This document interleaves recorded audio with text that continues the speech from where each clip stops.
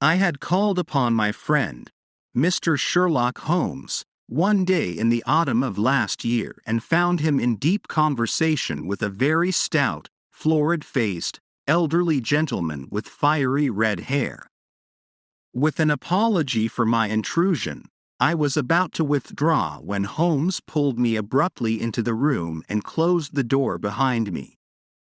"You could not possibly have come at a better time, my dear Watson," he said cordially.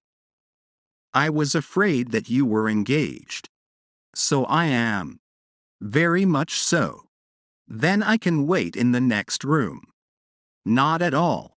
This gentleman, Mr. Wilson, has been my partner and helper in many of my most successful cases, and I have no doubt that he will be of the utmost use to me and yours also." The stout gentleman half rose from his chair and gave a bob of greeting, with a quick little questioning glance from his small fat encircled eyes. "Try the settee," said Holmes, relapsing into his armchair and putting his fingertips together, as was his custom when in judicial moods.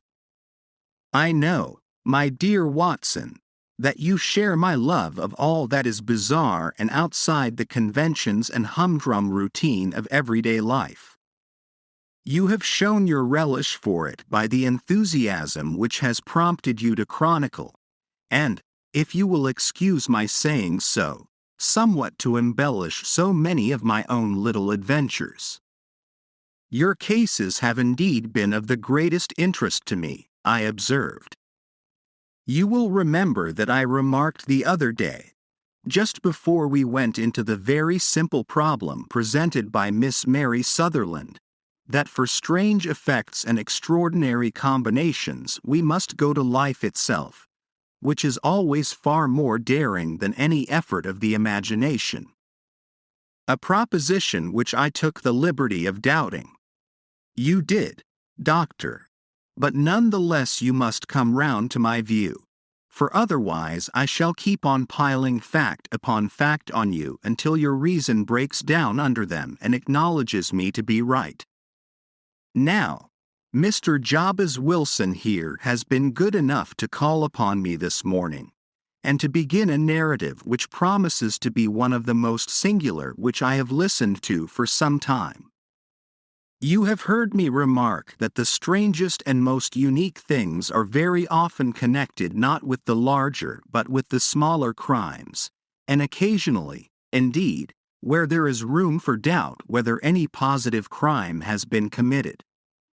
As far as I have heard, it is impossible for me to say whether the present case is an instance of crime or not, but the course of events is certainly among the most singular that I have ever listened to.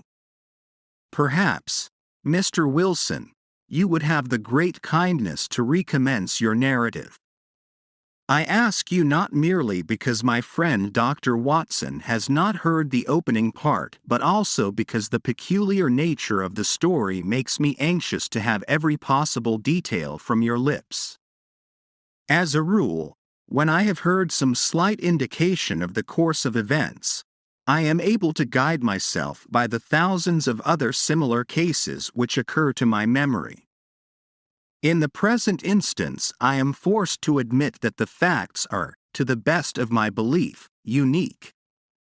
The portly client puffed out his chest with an appearance of some little pride and pulled a dirty and wrinkled newspaper from the inside pocket of his greatcoat. As he glanced down the advertisement column, with his head thrust forward and the paper flattened out upon his knee, I took a good look at the man and endeavored, after the fashion of my companion, to read the indications which might be presented by his dress or appearance. I did not gain very much, however, by my inspection. Our visitor bore every mark of being an average commonplace British tradesman, obese, pompous, and slow. He wore rather baggy gray shepherd's check trousers, a not over clean black frock coat, unbuttoned in the front, and a drab waistcoat with a heavy brassy Albert chain, and a square pierced bit of metal dangling down as an ornament. A frayed top hat and a faded brown overcoat with a wrinkled velvet collar lay upon a chair beside him. Altogether, look as I would, there was nothing remarkable about the man save his blazing red head and the expression of extreme chagrin and discontent upon his features. Sherlock Holmes' quick eye took in my occupation, and he shook his head with a smile as he noticed my questioning glances.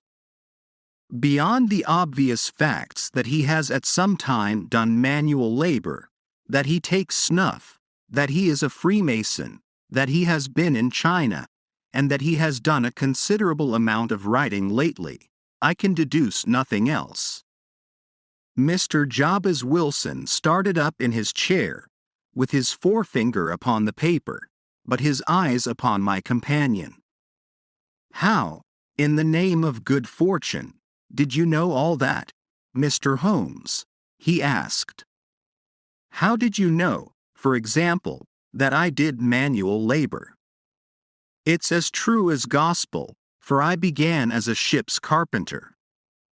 Your hands, my dear sir. Your right hand is quite a size larger than your left.